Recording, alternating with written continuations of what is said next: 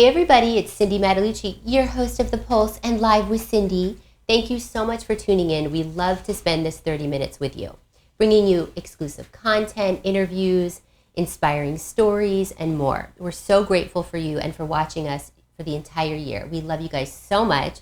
Remember, if you have a story for us, hit us up at The Pulse SD on social media or thepulsesd.com on the website and find out how to get spotlighted on the show, because we would love to have you. I sound like Demi Moore today, just so you know. I have a little bit of a head cold, in case you're wondering what's going on. But I'm medicated, so I'm going to get through this. Okay, you guys, so before we get started on our fabulous show, I have to thank my sponsor, Lonesome Rider Coffee. We love them. Veteran-owned, family-owned business. They just opened a location in Parkway Plaza, so you can now get your coffee down there, and it is fabulous. So thank you guys so much. We love you. Okay, you guys, so we are going to talk trending topics real quick before we get started. So NBC News reports that the word of 2022 is, any guesses? Woke. Right? You would think. That's actually a good guess. That was a solid guess, That's Gary. so good, Gary. I love that. Okay, so this is what's so crazy. It's gaslighting. Second guess. Gaslighting. Okay, so Merriam-Webster, America's oldest dictionary publisher, has just chosen gaslighting as its word of the year. This is crazy. So searches on the website for the word have spiked 1,740% in 2022. So gaslighting, if you guys don't know, is the act or practice of grossly misleading someone, especially for one's own advantage. Have you heard of gaslighting? So we have clients subjected to this. Oh my gosh. Elderly clients get subjected to gaslighting. I know. We're dealing with one right now. Really? Yes. So that's so crazy. Okay, yeah. So here's where it stems from, you guys. Its origins are very colorful. The term comes from the title of a 1938 play and the movie based on that play, the plot of which involves a man attempting to make his wife believe that she's going insane. His mysterious activities in the attic cause the house's gas lights to dim, but he insists to his wife that the lights are not dimming and that she can't trust her own perceptions. That's weird, right? But it was a pretty big, I remember that. It's a pretty big play. In recent years, we've seen the meaning of gaslighting refer also to something simpler and broader. The act or practice of grossly misleading someone, especially for a personal advantage, kind of like what you were saying, right? Yes. You probably shouldn't give money to people you've never met that you're supposed to be dating, but you've never met them. Oh, no. Oh, I hear that a lot, stories on the internet, that happens a lot. Oh, it's so bad, you guys. Okay, so another example of gaslighting is when an abuser tries to control a victim by twisting their sense of reality. So a partner doing something abusive and then denying that it happened. Okay, so I'm thinking Israel. my man likes to. I'm thinking about that wine glass that you got for your birthday. Oh, yes, that's actually a perfect example. God. Well, so Israel likes to hide stuff for me behind the seat of the car, so it's right out of my reach, and I can't get to anything. He does it to me on purpose, so I don't know if that's gaslighting, but. Yeah. I don't really understand what it means, but I hear people say it a lot. Well, okay, so let's hope that the word for 2023 is not gaslighting. Let's hope it's like self-love or something positive, right? Okay, guys, so that was my little hot topic. Okay, I'm so excited to welcome my guest today. We love to have our financial experts on the show. I've got Windus Fernandez Brinkkord, and she brought Gary Sussman, Vice President of Wealth Management at Trilogy Financial. Hi. It's about time. Gary and I have worked together for 20 years, so it's about time we drug him on the show. I'm so excited. It's your first time. First time. I can't believe it took this long. I know. We're like, when's Gary coming? So I'm really excited to have you here, and I know you guys have a lot of knowledge. So maybe you could just give us a brief background on you, Gary, and how you got involved in Trilogy. So I was born and raised in South Africa. I immigrated here to the States in 93, started with Trilogy back in 2002, had a finance degree, so I knew I wanted to make my way into financial services, but found Trilogy when it was a very young company and it's grown and evolved with it through the years, and just lucky to work with Windus. And you guys have been working together how long? 20 years. Oh my gosh, wow. Well, we'll have you back for sure. So this is not going to be the only time. So we're excited to have you. Okay, so let's talk about market updates, right? So what's happening currently with the market? This is where I get to go. So because it's such a serious topic, we will now exit to the sunglasses. Can you walk us off the ledge? I love this. I walk us off the ledge every time this year. It's been one of those ledge years. But quite frankly, we've seen a really nice rally since the start of October. A lot of people have seen anywhere from a 7 to 12% bump up in their portfolio values. Markets, when they do recover, they recover fast, which is why we try to coach people through staying the course. In addition to that, if you're not retiring next year, then you probably have really nothing to worry about. And even if you are retiring next year, you are most likely allocated to get past an event like this. So we try to keep people really focused on the long-term time horizon of what you're trying to achieve. But good pointers at the end of a year like this year are that you probably have sustained some losses still in your portfolio. This is a year where we recommend you consider tax harvesting. Tax harvesting is a tool in which you look at your investment portfolio. Just see if you have something that is a loss where you could sell but buy something else, like sell one type of a large cap value mutual fund or ETF and buy another one similar but different. Wow. So that you stay invested, but you get to lock in that loss for yourself for the tax season. Good advice. Okay, so it's the end of the year. Is it important to have a year-end financial checklist, would you say? I mean, we do a lot of year-end reviews right now just to make sure that we've taken advantage of, for example, the tax harvesting. Mm-hmm. Have you fully contributed to your retirement plans? Unfortunately, once we get into December, we're like on that final stretch where sometimes you actually can't get the max in because you've waited too long. But, another checklist item would be making sure that you know what the contribution limits are for the following year. Like in this case, your employee contribution before the catch-up is $20,500 for 2022. It goes up to $22,500 for 2023. So we see a nice little bump up, and make sure you're adjusting your 401k contribution percentages accordingly. Well, yeah, too, and like making sure you spend your flex dollars, right? Your flexible spending account. That's like a lot good of plans one. have a 3-month buffer to spend. Some don't, though. So I think it's always good to check it. I think some don't, or do they all? It might be 3 months, it might be shorter, but there's a little bit of carryover with a flexible spending account. But this is a good time to see how much of a balance you have, so you are aware of that, because those are use it or lose it dollars. Well, and we were looking at an article that was interesting too, reviewing or updating your beneficiary designations, right? That's like huge, and I was dying. I don't really attribute that to end of year. I attribute that to every time you're like thinking about if you've had a major life change. A lot of times you wouldn't designate minor children. So maybe your kids aren't minors anymore. Maybe you and your spouse have parted ways. All sorts of reasons why you should stress that. I was dying when I was reading this, because I remember when I didn't do that until I left Paychex. And then I'm like, wait a minute, my beneficiary, I need to change that. Well, we'll find people who've been married for like 5 to 10 years and their siblings are still their beneficiary, not their spouse. Mm-hmm. And this can be a problem. And sometimes you don't think about it. Okay, so what about, like you said, review your tax withholdings? Is that a big one, would you say? That is a big one. I find that to be more of something people cross when they're doing their taxes. Like if you're doing your taxes by April and you find that you owed a lot of money, this is a really great time to ask your tax advisor, should you be increasing what you're having withheld? By year end, there's really nothing you can do on that. It's too late, but maybe going into next year. Yeah, absolutely. And then reviewing your insurance needs. I feel like that's a big deal, right? Yeah, I feel like these are things that, checking on your life insurance and your property and casualty insurance, like your renter's insurance or your homeowner's insurance on an annual basis, making sure you're asking the questions, am I still on the right policy? Do I have enough coverage? Because a lot of times people's careers professionally will increase, but they don't consider increasing their limits of protection. Good to know. Okay, so we're on the insurance topic. So let's dive into a few things, because we got a lot of questions last time you talked about insurance. So disability insurance, what is this? Can you give us like a brief description? Sure. Disability insurance, really will help you if you happen to be put in a situation where you're not able to go to work. For a lot of us, our biggest asset is our ability to go to work and earn a paycheck.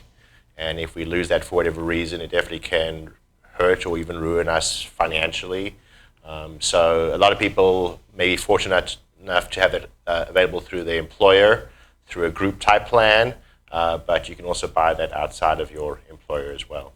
Well, and there's two types, right? There's like a short-term disability, and then there's long-term disability. Correct. And sometimes, here in California, short-term may be covered through the state or a good portion of that. But usually for a lot of people, it's a longer-term disability that can be most catastrophic. Hopefully, you have an emergency fund to help buffer that short-term period, but it's really when it extends past 3 months that people tend to get hurt financially. Well, and I had some stats for you guys. So illnesses, not accidents, are the cause of most long-term absences from work. 1 in 4 will become disabled before retirement, and then disability is the #1 cause of personal bankruptcies. Yeah. That's pretty crazy. Mm-hmm. That's like staggering. I had no idea. So, okay, so the state disability you kind of talked about. So when's a good time for someone to get disability insurance? Before you become disabled. No, really, just right now, people get it now. I think just when you have things to protect, you can always make the argument that you should always have it, but depending upon your situation, depending on what financial resources you have, what support you have, that can play a big role in terms of when you should get it and how much you should even get. But I think you really want to start off by focusing on the necessities or the basics, covering the rent, mortgage, fixed expenses, food. So making sure at least you can cover those things. People can go without luxuries, travel, and so forth. So it's really dependent upon one situation. There's not a steadfast rule, but statistically speaking, the likelihood of a younger person becoming disabled is significantly greater than passing away. So something to keep in mind. Well, and if you're self-employed, because we know a lot of entrepreneurs that watch the show, I mean, it seems like it would be good to have. Yeah, especially if you're in a highly specialized occupation, highly skilled, you definitely want to make sure you have that in your portfolio. I love that. Good advice. Okay, things that we don't think about, right? Okay, so long-term care insurance. We got a lot of questions about this last time. That was something that people wanted to hear about. So what is long-term care coverage? Well, long-term care protects someone if they are unable to perform 2 of the 6 daily living activities, bathing, eating, toileting, transferring, dressing, continence, also includes Alzheimer's, which is an ever-growing problem. So that's when you need some assistance on a daily basis, sometimes just for a couple hours a day, or for some people it's around the clock. Having someone to come and help you with those various things. Well, and also I have a girlfriend that has a son that has disabilities, so she was asking about that because she wanted to have something to protect them. I don't know if that's something to protect the child with disabilities. Well, just because long-term care can be a very harsh qualification. So if you have if you already have a disability that's a pre-existing condition, they may not, like, this is almost think of all insurance as something you're going to want to really put in place before you have a medical event that's going to trigger a known need for it. Okay. But you could put it into place that when they're older. Parents. Okay. Okay. Yeah, but one of the misnomers really is that long-term care is only for older people. Right. Where the reality is a lot of people below age 65 that need some type of daily assistance. So it's not one of those things that you just want to necessarily forget about, but it is something that, depending upon situations, you might want to have some basic safety nets. Well, and there's 2 types, right? Hybrid and standalone or traditional. Can you kind of tell us the difference between the 2? I'll try and keep it simple. Hybrid usually is tied to a life insurance policy. What makes that attractive is there's not this feeling of if you don't use it, you lose it. That's a problem with a lot of insurance is people pay premiums and the goal is never to use it, but at some point it just looks like money out the door. So hybrid might provide some mechanism where there could still be some ability to get cash back out or maybe have a death benefit paid if someone doesn't use it, where standalone or traditional long-term care is more like traditional insurance that we consume on an ongoing basis, where you just simply pay that premium to the insurance company, and if you never need long-term care, then you've paid for something that you never get to use. So when do you recommend you would need something? Or do you think it's just come to your financial planner, kind of assess your situation to find out? Well, I think you should really start seriously thinking about it, 50 and up. But Okay. you don't have to have long-term care insurance to protect yourself against long-term care. Some people have their own assets in place, so it's just really a matter of identifying those assets as being earmarked for long-term care. But for a lot of people, it's really a combination of where we might have some assets that we're willing to spend down, but then that insurance really helps protect against a very catastrophic event that could force someone to spend all their money and again go back to that bankruptcy situation you're speaking of. But you guys can handle that, right? So you guys work with companies. In the financial planning process, we look at, are you essentially self-insured? Do we have a bucket of money we want to set aside for this? Or do we need to take out more coverage to protect you? So that's something we cover in the actual financial plan. I love that. And then you guys have so many tips on your website too that people can use, which I love. And then you guys, we just love having you. Is there anything that you could say to the viewers just to prepare them maybe for the next year? Like is there a tip you could give? Great time of year now to sit down and just look at your overall financial balance sheet. Cost of living has gone up, so people are turning more to credit cards and various things to get by. So really take a look at what you're spending your money on and maybe just be a little more thoughtful before you make purchase decisions. Stop buying on Amazon like me, right? Well, thank you guys so much. We love having you. And if you guys have questions, we will put you in contact with Windus and Gary. And we have everything on the website. And then real quick, because it's the end of the year, what are you guys grateful for? Do you have anything that you want to mention that you're grateful for? I'm grateful for the fantastic year my family's had. Oh, I love We've had a lot that. of fun together. A lot of trips, a lot of good stuff. Mm-hmm. Yeah, just grateful for family and friends and just all my clients as well. It's been a tough year for people out there from a financial standpoint. So just the commitment our clients have made to us for the long term is very beneficial to us. Well, we're grateful for you. And so are our viewers. So thank you guys so much. Can't wait to have you next year as well. And again, we'll have everything on the website, you guys. Okay, so we're going to take a quick commercial break. We'll be right back with our financial experts, Clear Skies Capital. And I'm going to show you something that was exciting for me this year. We're going to show you an interview I did with Regina Hall, who is fabulous on the red carpet. So check this out, and we'll be right back.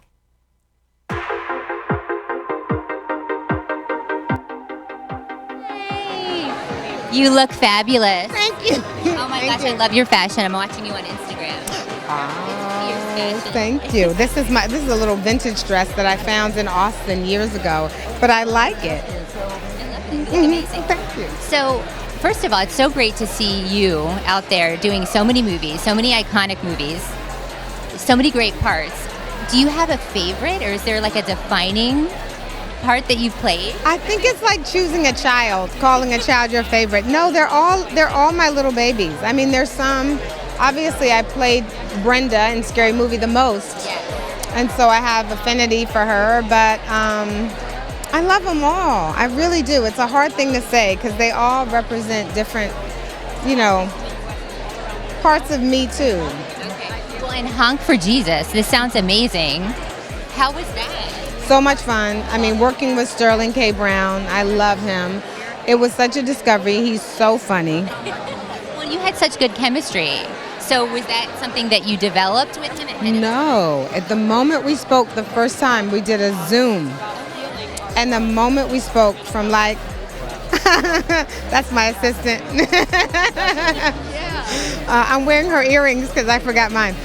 The moment we spoke from the very first Zoom, it was that instant. And that it was like, he was so Lee Curtis and we had a natural rapport, but just being able to play with each other and have fun, we loved it. And how about Kevin Hart? You were amazing. That was fabulous. Well, Kevin and I have great chemistry too. I sound like a whore. I'm like, I've got great chemistry. That's a good problem That's to a good, have. right? But yeah. Hello, how are you? And I wanted to ask you too, I love that you do so much to give back.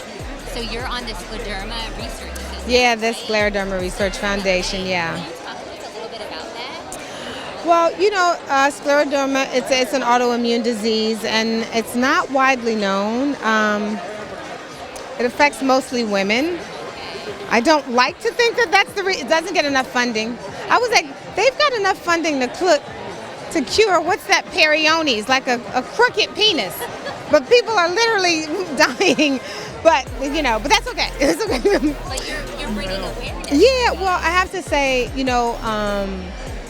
I was brought on into the foundation by Bob Saget, whose sister passed away from it. My mother had when she was alive, she had a mild form. That's how I met Bob, and that's how I found out about the foundation. And then at that point, of course, it just became natural to really want to support and help, because then you start learning about how many people have been, suffering. I love everything that you do. You're awesome. Thank you so much. Congratulations. Thank you.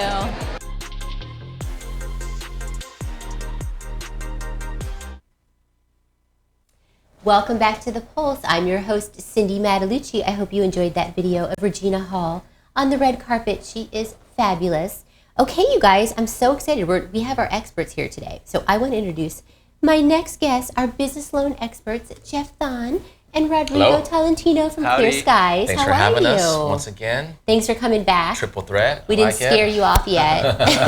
No. Well, and you brought Rodrigo today. I did. I mixed it up. I brought someone else here. Thank you for having me, Cindy. Yes, executive consultant. So you are a DJ in your free time, playing shows in San Diego all the way to Los Angeles. He's a Cal State San Marcos graduate, and we just had Cal State San Marcos on the show last week. That's awesome. So super cool representing. And you're originally from Peru. Oh, yes.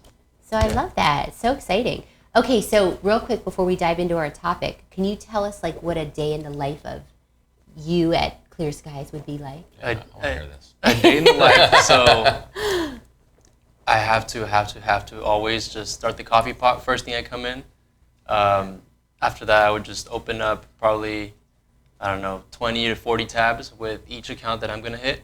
I'd knock them out, and then probably go into a meeting with my sales manager, our VP, and continue just opening 20 to 40 tabs at a time until I knock out my tasks.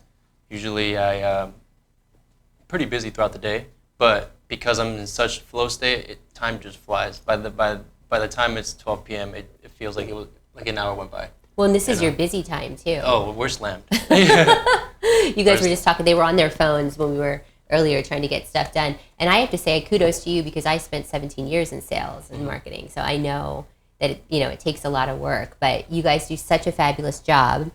Okay, you guys, so we're going to talk about a really hot topic today, because we got some questions on this last time you guys were here. We're going to talk about equipment financing, right? Because it seems like a lot of people need this.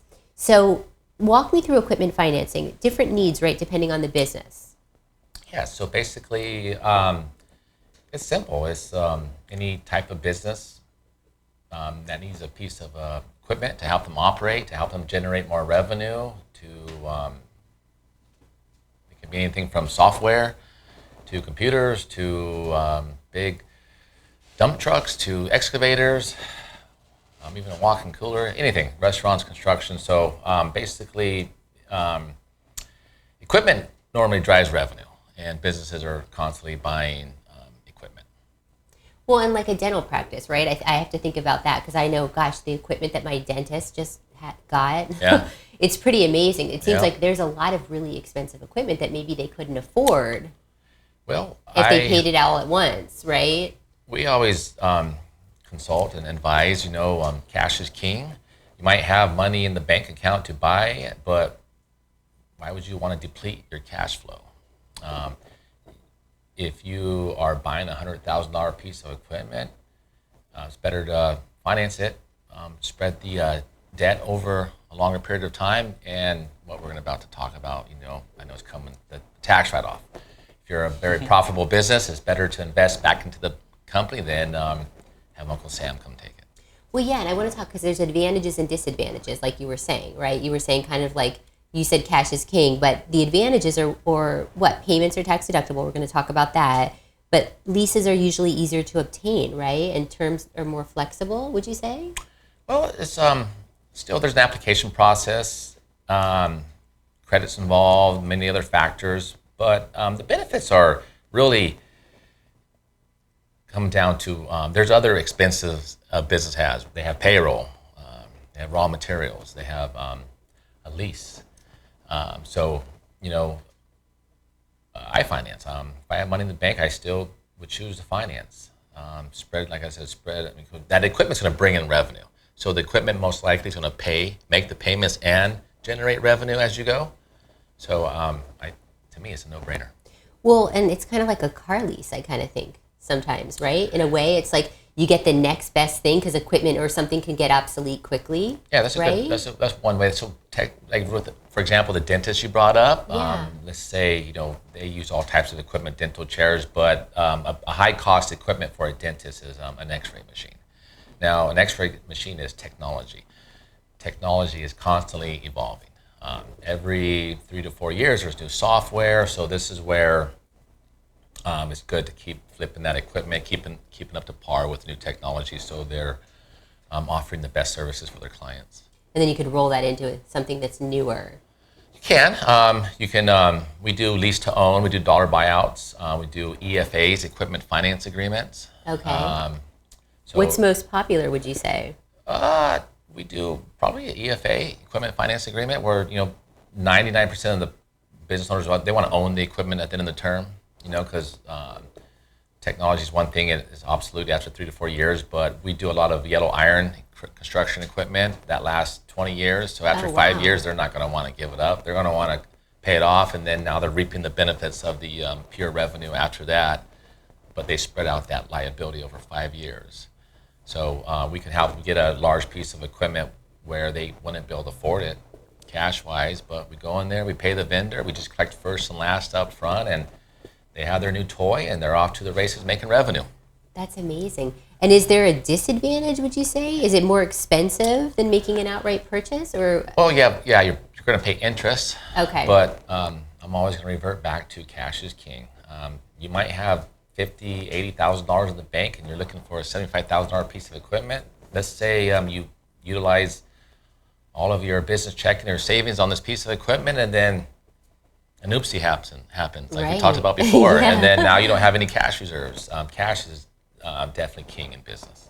I love that. Well, do you have like tips for viewers or like a checklist or something maybe to determine whether it's like right for you? Do you have anything that a business owner can think about maybe? Well, a business owner, for the most part, should have a good idea what generates revenue within their own business and what type of equipment.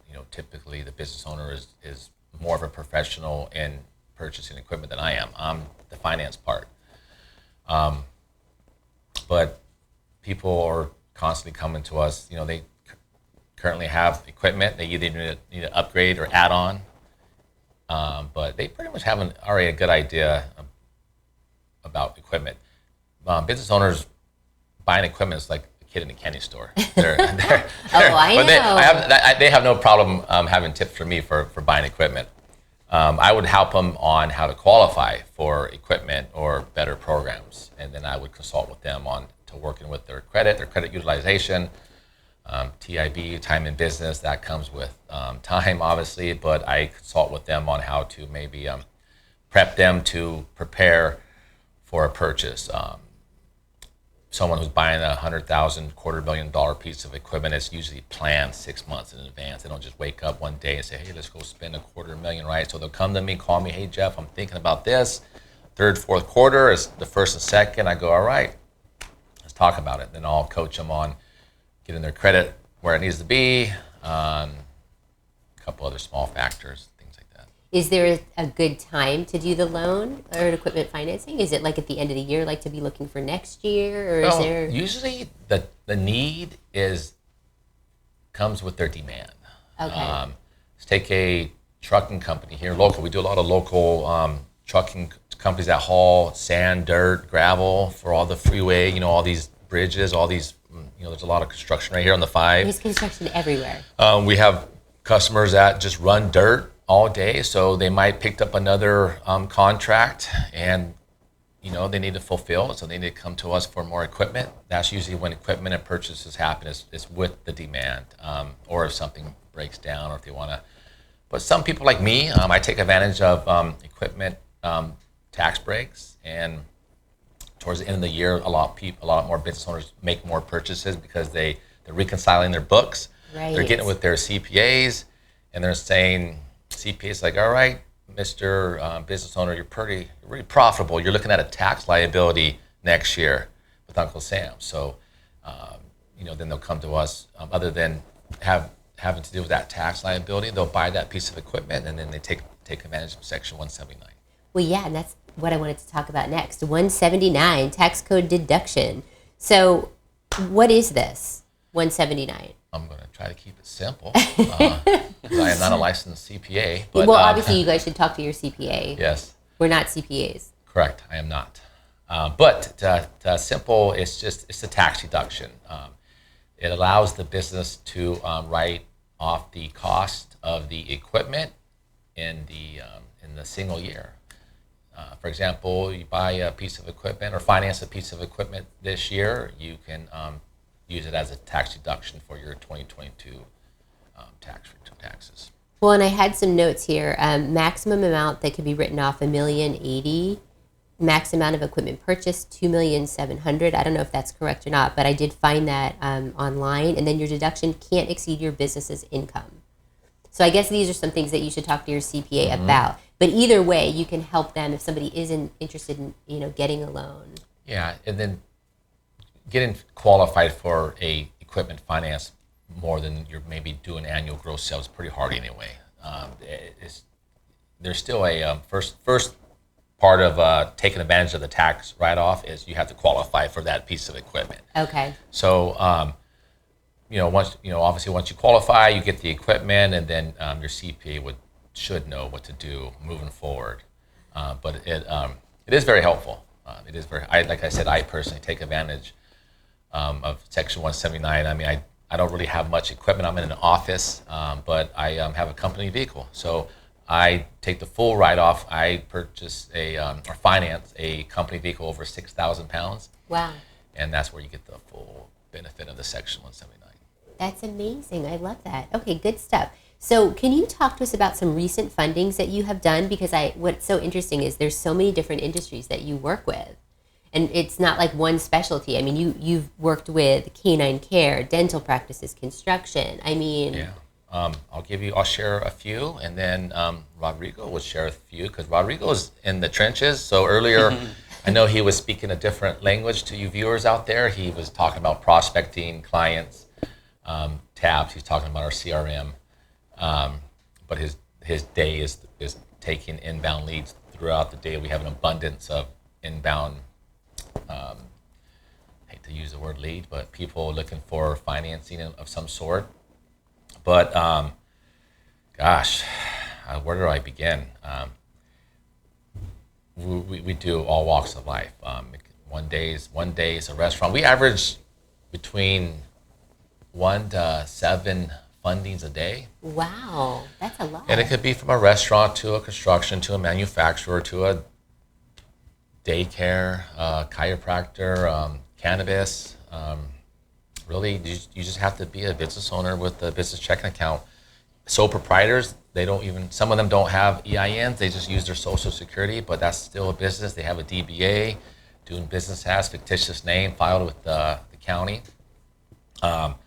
Rodrigo, he will share one. As we were waiting on the chairs there, he literally just funded a deal. Wow. It was a pretty good one. When we had our first guest, he was funding a deal. Yeah. I love this. Yeah. Want to talk about it? It was an ambulance company, and they were needing payroll. Something in the cash flow got messed up, and they came to Clear Skies Capital on Tuesday. And yes. We got the file moving quick. We got agreements sent out and funded this morning. That's It was amazing. awesome. Yeah, they inquired on Tuesday. We just completed the transaction today. So what are you seeing a lot of right now? Is there anything in particular that you're seeing kind of a lot of calling in, the inbound leads? What's the most Right. common needs you Right see? now, I would day-to-day? say taxes, payroll, and equipment. Wow. Yeah. Okay. Yeah. So cash flow. So people need money for cash flow. Yes.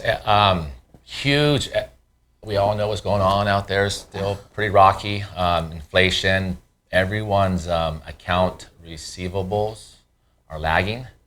And that is a domino effect because it creates a problem with their accounts payables, right? So everyone has bills. We all know that, payables. A lot of people give net terms, manufacturers, things like that. So a lot of people have outstanding money owed to them, and they can't just tell their employees, hey, Bob, John, I'm going to pause paying you. Now, that's a big no-no, right? So they come to us. Yes, they have to pay some interest on it, but we're still fulfilling a bridge funding short-term gap to help keep them flowing until the big money comes in. I love that. You guys are so good, too. We've had several people call in and work with you, and they've said nothing but fabulous things. So my other question for you is the interest rates this year have gone up, which is crazy. Although they did go down just recently. We had our real estate expert. She told us they are down. They're under 7 now, which is good. But if there is an interest rate hike, does that impact your rates? Not really. It might, like with what's going on with the rates, it's a different market than we're in.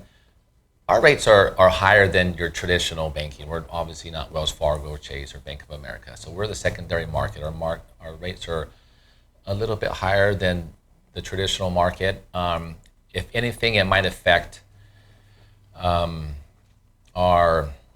we might tighten up a little bit. Okay. Might not be so aggressive like in a good market. We'll let the money flow, and now we're still letting it go. Our personal approval ratio with Clear Skies Capital right now is hovering around 80%. Wow, that's really good. Yeah, compared to maybe 13 to 17% with a traditional local bank. That's amazing. So, main key with us in our market is a seamless process, very minimal paperwork because we don't require collateral. Now, equipment financing, the equipment is the collateral. Mm-hmm. But our working capital loans or our term loans, there's no collateral, so we can get a deal done. We can even get a deal done faster than what Rodrigo did from 24 hours. That's amazing. I love that. You guys are so good, and they can reach out to you, like you were saying, if they want to call, go to the website. There's an application process there. Very simple application process is just bank statements and an application, but everything. We have a pretty good website. You can start the process there. Like the previous shows I talked about, we're still big phone people, and a lot of our customers like to be on the phone. They like to talk to a real human being that knows what they're talking about. Everyone still likes to build rapport. We love building rapport. We love to get to know our clients. We get things shipped to our office all the time. We just recently got shipped kombucha from a local kombucha company. Other clients send us salsa or goodie bags because they thank us for our services. I love that. Well, Howie was drinking the kombucha, huh? Yeah, Howie's happy hour. Come join us anytime. And Howie brought his sister River with us this past week. Yes. I love that. Check out their Instagram too. It's awesome. Okay, so keep Clear Skies in mind when you guys are submitting your loan. Contact them. We can also, put you in touch with them. They're so amazing. We love having you on the show for your resources. Thank you. We and love everything. being here. We love being here, really do. We can't wait to have you next year too. So hopefully you'll come back. Of course. Okay, so before we go, because it's the end of the year, what are you guys grateful for? Do you have anything in particular? Yeah, I'm always grateful for my family, first and foremost. My family, my wife, Eileen. My daughters, Farah, her birthday is Monday. We're going to Disneyland. She turns 9, and my young Hellraiser Rain, she's 6. But family, of course, first. I'm very thankful for my partnerships at the office, all the people I work with, everyone in the industry, and thankful for being healthy. Oh, I love that. I'm thankful for my family, of course. Thankful for my second family at the office because they're all the time. But one thing I'm really particularly thankful about is just the amount of people coming up doing content on the internet and just especially in the personal development space. I love that everyone's just trying to grow this year, and it's just really cool to see my friends and friends of friends developing themselves personally. I'm really grateful that everyone just wants to take care of themselves this year. I love that. I think it's really important. Take care of yourself out there. I think mental health, self-care, Absolutely. Just like taking that time for yourself is so important. I know for me next year, I'm prioritizing myself. Every once in a while you forget, but you got to do the facials, the massages. You got to take care of yourself, right? Yeah. Oh, yeah. I'm doing some changes too. I already started my changes. I used to wait till January 1st. Now I'm like, why am I waiting? So Yeah, don't wait. Do it now. It's so important. I think if COVID taught us anything, it's like we need to really prioritize. Yes, I think mental health is a big thing. I think mental health got really hit hard during COVID. So mental health has been one of my big changes, focusing on it, trying to slow down, take it easy, and keep the stress low. I love that. Well, thank you guys so much. And you guys, thank you so much for tuning in. We love spending this time with you, and we'll see you soon. You guys, happy holidays, and we'll see you next time when we put our finger on the pulse of San Diego. Happy holidays. Bye. Thank you.